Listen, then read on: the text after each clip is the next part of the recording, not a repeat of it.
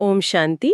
प्यारे रूहानी भाई बहनों, आज 11 अप्रैल 2026 के हम बाबा के अनमोल मधुर महावाक्य सुनेंगे। ओम शांति। आज का ये रूहानी सफर हम सबके लिए बहुत ही गहरा होने वाला है। एक ऐसी सच्चाई पर हम बात करेंगे जो शायद थोड़ी असहज भी कर दे। जी बिल्कुल। और जरा सोचिए, जब हमारे आसपास कोई बड़ी गलती करता है तो हमारी पहली इंसानी प्रतिक्रिया क्या होती है? हम तुरंत उन्हें टोकने लगते हैं, है ना? उन्हें सुधारने लगते हैं। बिल्कुल। हमें लगता है कि ऐसा कर कर हम उनकी मदद कर रहे हैं। लेकिन आज बाबा हमें बता रहे हैं कि ऐसा कर कर हम शायद सच्ची रूहानी सेवा में असफल हो रहे हैं। सचमुच ये एक बहुत ही चौंकाने वाला पहलू है। आज की ये चर्चा एक ऐसे सूक्ष्म तंत्र यानी अंतर्मुखता के बारे में है जहां बाहर से मौन रहकर भी हम सबसे बड़ी समस्या का समाधान कर सकते हैं। तो आइए, बाहरी दुनिया की सारी बातों को, सारे शोर को कुछ पलों के लिए एक तरफ रख दें।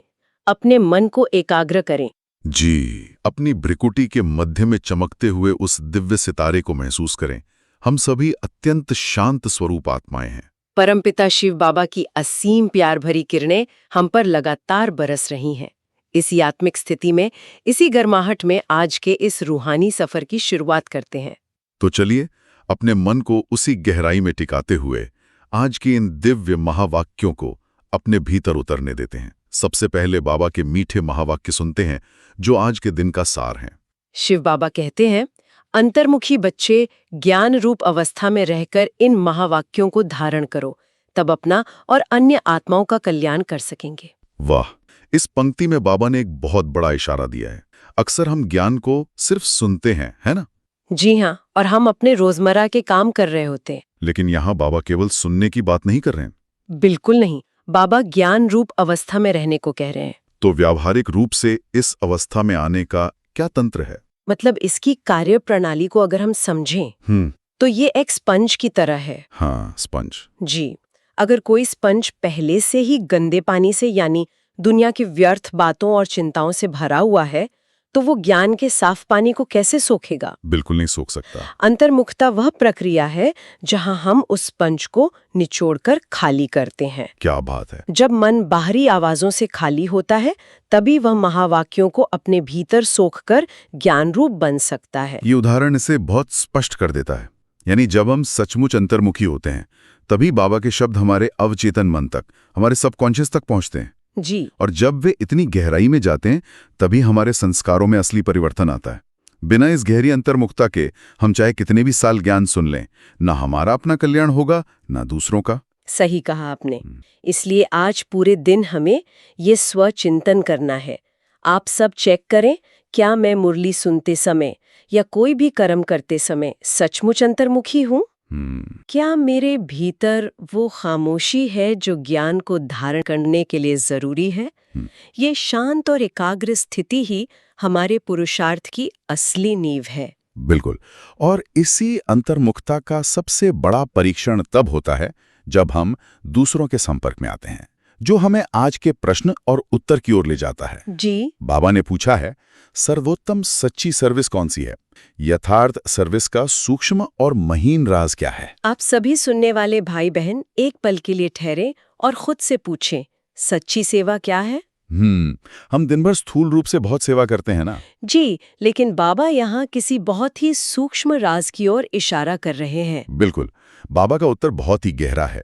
शिव बाबा कहते हैं, जब किसी से कोई भूल होती है तो उसे सावधान करने के साथ सूक्ष्म रीति से अपनी योग शक्ति उन तक पहुंचाकर उनके अशुद्ध संकल्पों को भस्म करना, यही सर्वोत्तम सच्ची सर्विस है।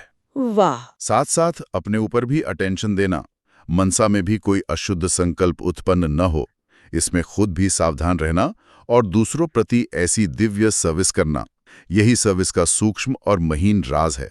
ये सुनकर तो हमारा पूरा नजरिया ही बदल जाता है। अक्सर जब किसी से कोई गलती होती है तो हम सिर्फ स्थूल रूप से उन्हें बोल देते हैं कि आपने ये गलत किया। हाँ, और हम संतुष्ट हो जाते हैं कि हमने तो सच्चाई बता दी, हमने सेवा कर दी। लेकिन यहाँ मुझे एक व्यावहारिक उलझन महसूस होती है। मान लीजिए परिवार में या सेवा केंद्र पर किसी ने कोई बहुत बड़ी गलती कर दी है जी, जिसका असर सब पर पड़ रहा है। उस समय हमारी पहली इंसानी प्रतिक्रिया झुंझुलाहट या क्रोध की होती है। स्वाभाविक है। ऐसे में हम अपनी उस प्रतिक्रिया को रोक कर उन्हें योग शक्ति कैसे भेज सकते हैं? ये वास्तविक जीवन में कैसे काम करता है? यही तो इस पुरुषार्थ की सबसे बड़ी कला है। देखिए, जब हम क्रोधित होकर किसी को टोकते हैं तो वैज्ञानिक और आत्मिक दोनों स्तरों पर हम क्या कर रहे हैं? हम उनके डिस्टर्ब्ड मन में और शोर पैदा कर रहे हैं। बिल्कुल, हम उनके पहले से ही अशांत मन में और अधिक शोर या स्टैटिक पैदा कर रहे होते हैं।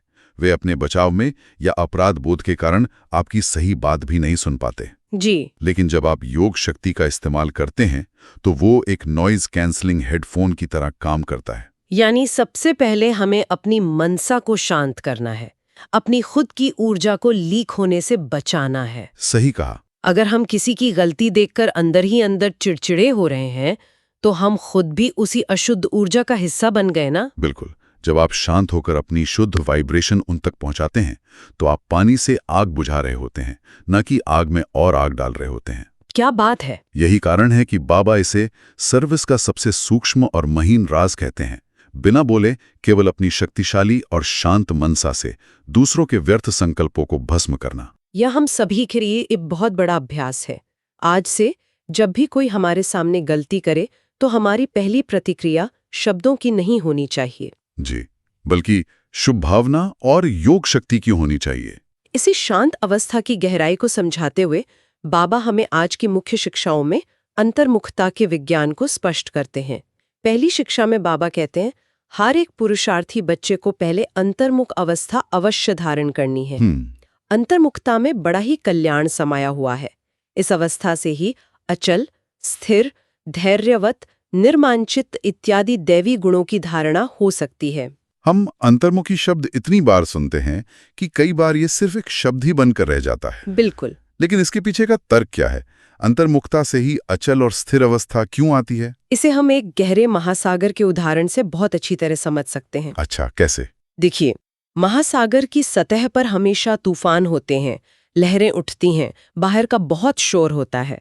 यदि आप सतह पर हैं तो आप कभी स्थिर नहीं रह सकते। जी, वो तो संभव ही नहीं है। लेकिन जब आप 100 फीट नीचे महासागर की गहराई में जाते हैं तो वहां पूर्ण खामोशी होती है। अचल और स्थिर होना सतह पर रहकर संभव ही नहीं है। ये बहुत ही सटीक बात कही है आपने। बाहरी परिस्थितियों, लोगों की बातों और दुनिया के शोर के बीच रहकर हम धैर्यवत होने की सिर्फ कोशिश ही करते रह जाते हैं। जी हाँ। लेकिन जब मन भीतर की ओर मुड़ता है, बाबा से जुड़ता है, तो वो स्थिरता प्राकृतिक रूप से आ जाती है। और इसी आंतरिक गहराई में जाने पर हमें अपने ही मन का एक नया स्वरूप दिखाई देता है, जो बाबा की दूसरी मुख्य शिक्षा है।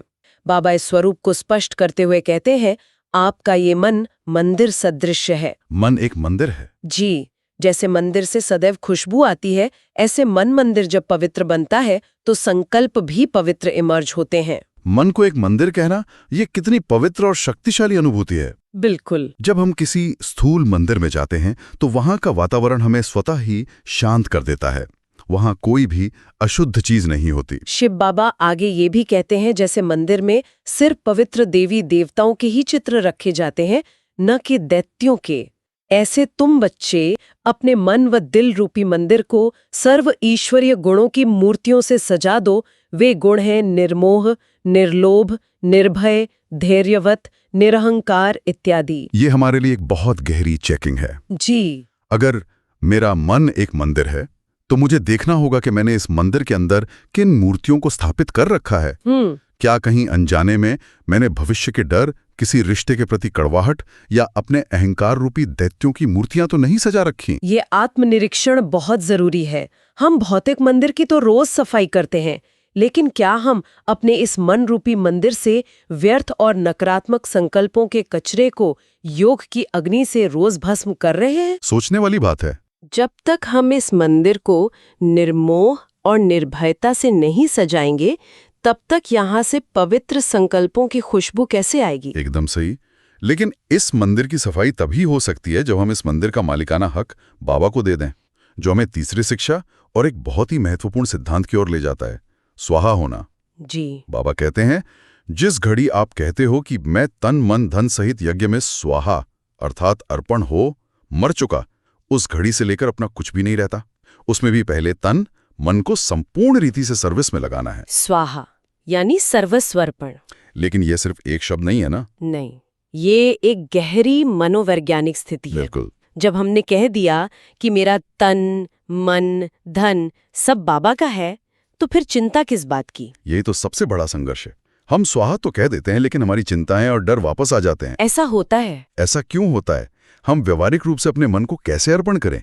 ऐसा इसलिए होता है क्योंकि हम जबान से तो स्वाहा कहते हैं, लेकिन भीतर से उस चीज का मालिकाना हक नहीं छोड़ते। हाँ, ओनरशिप नहीं छोड़ते। जी, इसे ऐसे समझिए, एक किराए का घर है और एक आपका अपना घर है। किराए के घर में अगर पानी का पाइप फट जाए तो आप पैनिक नहीं करते। हाँ, हम सीधे मकान मालिक को बुलाते हैं। बिल्कुल। जब हम सचमुच स्वाहा हो जाते हैं तो परमपिता इस मन रूपी घर का मकान मालिक बन जाता है। हमारी जिम्मेदारी सिर्फ उसकी देखभाल करने की है, चिंता करने की नहीं। क्या बात है, बहुत सुंदर उदाहरण।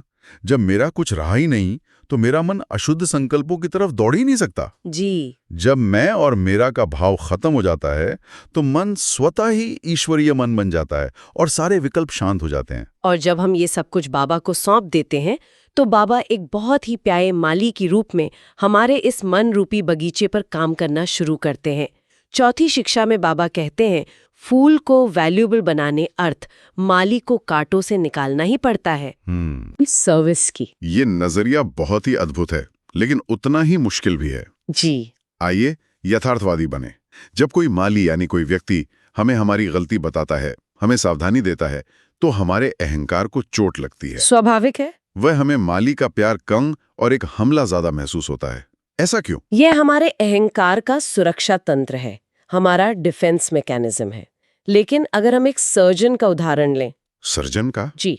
जब एक सर्जन किसी का ऑपरेशन करता है तो शरीर को चीरा लगता है, दर्द होता है, लेकिन फिर भी मरीज सर्जन को पैसे भी देता है और धन्यवाद भी करता है। हाँ, क्योंकि उसने कोई बीमारी या ट्यूमर निकाला है। बिल्कुल। इसी तरह जब कोई हमें कोई सावधानी देता है तो वे वास्तव में हमारे अवगुणों की आध्यात्मिक सर्जरी कर रहे होते हैं। वाह! अगर हम इस दृष्टि से देखें तो कोई भी हमारी आलोचना करे हमें कभी बुरा नहीं लगेगा। जी हाँ। हम हर्षित मुख रहेंगे क्योंकि हम समझेंगे कि ये मेरी उन्नति के लिए है, मुझे संपूर्ण बनाने के लिए है। लेकिन इस स्तर की परिपक्वता और ऐसा नजरिया रखने के लिए सिर्फ भावुकता काफी नहीं है। इसके लिए एक बहुत मजबूत फाउंडेशन चाहिए। सही कहा। इसी को स्पष्ट करते हुए बाबा अपनी 5वीं शिक्षा में कहते हैं, बच्चे, ये ध्यान भी एक सूत की जंजीर है, परंतु ज्ञान रूप बन पीछे ध्यान में जाने से अति मौज का अनुभव होता है। तो पहले है ज्ञान, पीछे है ध्यान। ध्यानिष्ठ अवस्था से ज्ञानिष्ठ अवस्था श्रेष्ठ है। ये बहुत ही तार्किक बात है। केवल ध्यान या भावुकता में बह जाने का खतरा बहुत बड़ा है। जी। भावनाएं हवा की तरह होती है ना। आज आपको बाबा से बहुत प्यार महसूस हो रहा है, कल किसी ने आपको कोई सावधानी दे दी और आपकी सारी भावनाएं आहत हो गईं, आप विचलित हो गए। बिल्कुल। ज्ञान वो कंक्रीट की नींव है जो हमें ये समझ देती है कि सही क्या है और गलत क्या है। अगर आप केवल भावनाओं के आधार पर चल रहे हैं तो माया आपको बहुत आसानी से हिला सकती है। ज्ञान हमारी बुद्धि को ताला लगा देता है ताकि हम देह अभिमान में ना आए। जी जी। जब हमारी नींव ज्ञान की होती है तो हमारा प्रेम शुद्ध और रूहानी होता है। और जब ये ज्ञान की नींव पक्की हो जाती है तो हम अपने पुरुषार्थ की सबसे ऊंची और सबसे सुरक्षित अवस्था में पहुंच जाते हैं, जो बाबा की 6ठी शिक्षा है, साक्षी दृष्टा अवस्था। वाह! बाबा कहते हैं, साक्षीपन की अवस्था अति मीठी, रमणीक और सुंदर है। इस अवस्था पर ही आगे के जीवन का सारा मदार है। ये साक्षीपन की सुखरूप अवस्था पास्ट और फ्यूचर दोनों से कनेक्शन रखती है। एक ऑब्जर्वर बनकर देखना। ये अवस्था इतनी मीठी इसलिए है क्योंकि ये हमें हर दुख से अलग कर देती है। लेकिन यहाँ भी एक बहुत बड़ा व्यवहारिक प्रश्न उठता है ना। क्या? जब शरीर में भयंकर पीड़ा हो रही हो, बीमारी अपना जोर दिखा रही हो या कोई बहुत बड़ा नुकसान हो गया हो, तो ऐसे समय में साक्षी कैसे हुआ जा सकता है? ये तो असंभव सा लगता है। ये मुश्किल जरूर लगता है, लेकिन इसका एक विज्ञान है। ये चेतना के स्तर को बदलने की बात है। अच्छा, वो कैसे? सोचिए, आप सिनेमा हॉल में एक बहुत ही डरावनी या तनावपूर्ण फिल्म देख रहे हैं। जब आप फिल्म में पूरी तरह डूब जाते हैं तो आपकी धड़कन तेज हो जाती है, पसीना आने लगता है। जी बिल्कुल। लेकिन जैसे ही आप अपनी कुर्सी पर पीछे की ओर टिकते हैं और खुद को याद दिलाते हैं कि मैं सिर्फ एक पर्दे पर चल रही रोशनी देख रहा हूं, उसी क्षण सारा तनाव गायब हो जाता है। कितना स्पष्ट उदाहरण है। यानी पर्दा जो कि हमारा शरीर या हमारी परिस्थिति है, वो उस पीड़ा को अनुभव कर रहा है, लेकिन मैं आत्मा जो कुर्सी पर बैठी फिल्म देख रही हूं, मैं पूरी तरह सुरक्षित हूं। जी। अगर हम बीमारी या दुख के समय रोने लगें तो हम नया कर्म बंधन बना रहे हैं, लेकिन अगर हम साक्षी होकर उसे चुकतू होने दें तो हम भविष्य के लिए सुख जमा कर रहे होते हैं। बिल्कुल सही कहा आपने। और इस साक्षी अवस्था तक पहुंचने के लिए बाबा ने हमें अपनी 7वीं शिक्षा में एक बहुत ही शक्तिशाली और व्यावहारिक फॉर्मूला दिया है। वो क्या है? बाबा कहते हैं, धैर्यवत अवस्था धारण करने का मुख्य फाउंडेशन वेट एंड सी। हे मेरे प्रिय बच्चों, वेट अर्थात धैर्य धरना, सी अर्थात देखना। वेट एंड सी, ये फॉर्मूला तो हमारे दिमाग की कार्य प्रणाली को पूरी तरह बदल सकता है। बिल्कुल। जब हम किसी परिस्थिति का सामना करते हैं तो अक्सर हमारी पहली प्रतिक्रिया रिएक्शन की होती है। हम इस वेट यानी रुकने की आदत को कैसे विकसित करें? देखिए, जब कोई घटना घटती है और हमारी प्रतिक्रिया होती है, उन दोनों के बीच एक बहुत ही छोटा सा अंतराल होता है, एक गैप होता है। हमारी सारी शक्ति उसी अंतराल में है। वेट का मतलब है उस अंतराल को थोड़ा सा बड़ा करना। यह एक पॉज बटन की तरह है। Pause button? जी। जब आप तुरंत रिएक्ट करने के बजाय थोड़ा सा वेट करते हैं तो आपके दिमाग में तनाव पैदा करने वाले रसायनों का बनना ही रुक जाता है। और जब हम वो पॉज लेते हैं तब हम सी कर सकते हैं, यानी ज्ञान के प्रकाश में उस पूरी परिस्थिति को, इस बेहद के ड्रामा को देख सकते हैं कि हर आत्मा अपना नूंधा हुआ पार्ट बजा रही है। जी। जब हम इस तरह से देखेंगे तो हम कभी विचलित नहीं होंगे और हमारे चेहरे पर हमेशा हर्षित मुक्ता बनी रहेगी। तो आज की इन सभी गहरी शिक्षाओं का सार हमें धारणा के लिए मिलता है। तो आज की मुरली से धारणा के लिए मुख्य सार सुनते हैं। जी। बाबा कहते हैं, अपने लक्ष्य स्वरूप की स्मृति से शांत चित्त, निर्माण चित्त, धैर्यवत, मिठास, शीतलता आदि सर्वदैवी गुण धारण करने हैं। हमारा लक्ष्य फरिश्ता और संपूर्ण देवता बनना है। जब ये ऊंचा लक्ष्य हर घंटे हमारी स्मृति में रहेगा तो ये दैवी गुण हमारे व्यवहार का प्राकृतिक हिस्सा बन जाएंगे। जी। इसके लिए हमें समय समय पर रुककर खुद को चेक करना होगा कि मैं आत्मा कहाँ स्थित हूँ। बिल्कुल। धारणा के दूसरे पॉइंट में बाबा कहते हैं, निश्चय बुद्धि साक्षी दृष्टा हो, इस खेल को हर्षित चेहरे से देखते आंतरिक धैर्यवान और अडोल चित्त रहना है। बहुत समय से लेकर इस साक्षीपन की अवस्था में स्थित रहने का पुरुषार्थ करना है। ये कोई एक दिन का काम नहीं है। बहुत समय से अभ्यास करने का मतलब है कि हमें इसे अपनी रोजमर्रा की आदत बनाना है। कोई भी छोटी परिस्थिति आए तो उसे साक्षी होकर देखने का अभ्यास करना है, ताकि अंत समय की बड़ी परीक्षाओं में हम अडोल रह सकें। और इसी अडोल अवस्था के लिए आज बाबा ने हमें एक बहुत ही शक्तिशाली वरदान दिया है। बाबा का वरदान है, एक ही रास्ता और एक से रिश्ता रखने वाले संपूर्ण फरिश्ता भव। वाह। बाबा आगे समझाते हैं, निराकार व साकार रूप से बुद्धि का संग व रिश्ता एक बाप से पक्का हो तो फरिश्ता बन जाएंगे। जिनके सर्व संबंध व सर्व रिश्ते एक के साथ हैं, वही सदा फरिश्ते हैं। जी। जैसे गवर्नमेंट रास्ते में बोर्ड लगा देती हैं कि ये रास्ता ब्लॉक है, ऐसे सब रास्ते ब्लॉक कर दो तो बुद्धि का भटकना छूट जाएगा। बाप दादा का यही फरमान है कि पहले सब रास्ते बंद करो, इससे सहज फरिश्ता बन जाएंगे। सब रास्ते ब्लॉक कर दो, ये बहुत ही सटीक और वैज्ञानिक रूपक है। बिल्कुल। हमारे दिमाग में न्यूरल पाथवेज होते हैं। जी। जब हम बार बार किसी व्यर्थ बात के बारे में सोचते हैं तो हम उस सोच के लिए एक हाईवे बना देते हैं। जी हाँ। बाबा कह रहे हैं कि व्यर्थ चिंताओं के, पुराने हिसाब किताब के, देह अभिमान के, उन सभी रास्तों पर ब्लॉक का बोर्ड लगा दो।